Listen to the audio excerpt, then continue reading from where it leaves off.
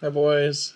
Welcome to this Daddy Cast, Exploring Insects with Uncle Paul, Week 8, The Length of Animal Life. Jules and Claire could not get over the astonishment caused by their uncle's story of the old trees to which centuries are less than years are to us.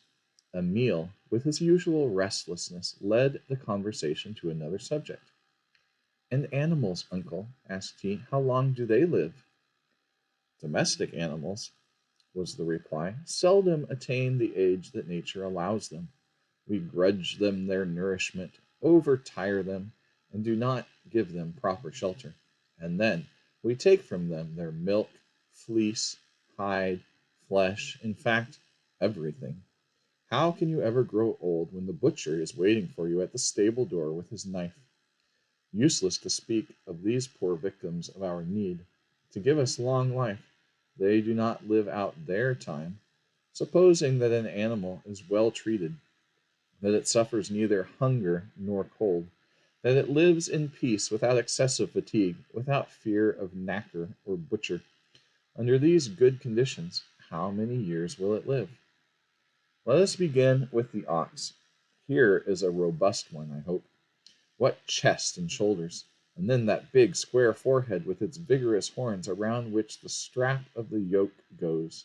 Those eyes shining with the serene majesty of strength. If old age is the portion of the strong, the ox ought to live for centuries. I should think so too, assented Jules. Quite wrong, my dear children. The ox, so big, strong, massive, is old, very old at 20 or 30 years. What to us would be verdant youth is for it decrepit old age. Let us pass on to the horse. You see, I do not take my examples from among the weak, I choose the most vigorous. Well, the horse, as well as its modest companion, the ass, scarcely reaches more than 30 or 35 years. How mistaken I was, Jules exclaimed. I thought the horse and ox strong enough to live at least a century. They are so big, they take up so much room. I do not know, my little friend, whether you can understand me, but I want to inform you that to take up a great deal of room in this world is not the way to live in peace and to enjoy a long life. There are people who take up a lot of space, not in the body. They are bigger than we, but in their pretensions and oh, sorry. There are people who take up a lot of space, not in the body. They are no bigger than we, but in their pretensions and their ambitious maneuvers. Do they live in peace? Are they preparing for themselves a venerable old age? It is very doubtful. Let us remain small. That is to say, let us content ourselves with the little that God has given us. Let us beware of the temptations of envy, the foolish counsels of pride. Let us be full of activity, of work, and not of ambition. That is the only way we are permitted to hope for length of days.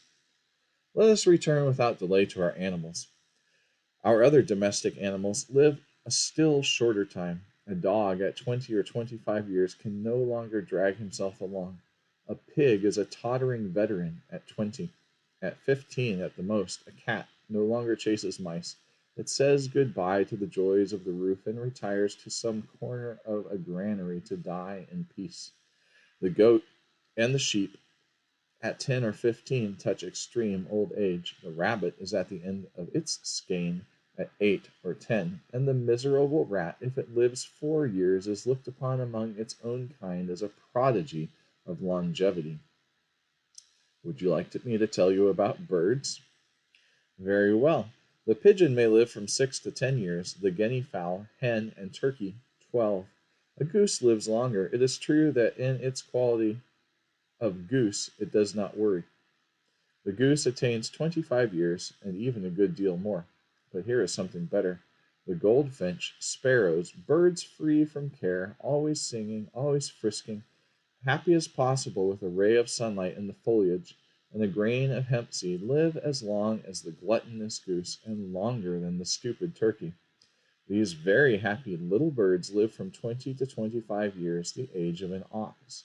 As I told you, Taking up a lot of room in this world is not the way to prepare oneself for a long life. As to man, if he leads a regular life, he often lives to 80 or 90. Sometimes he reaches 100 or even more, but should he attain only the ordinary age, the average age, as they say, that is about 40, then he is to be considered a privileged creature. As to the length of life, the foregoing facts show it. And besides, for man, my dear children, length of life is not measured exactly according to the number of years. He lives most who works most. When God calls us to him, let us take with us the sincere esteem of others and the consciousness of having done our duty to the end. And whatever our age, we shall have lived long enough.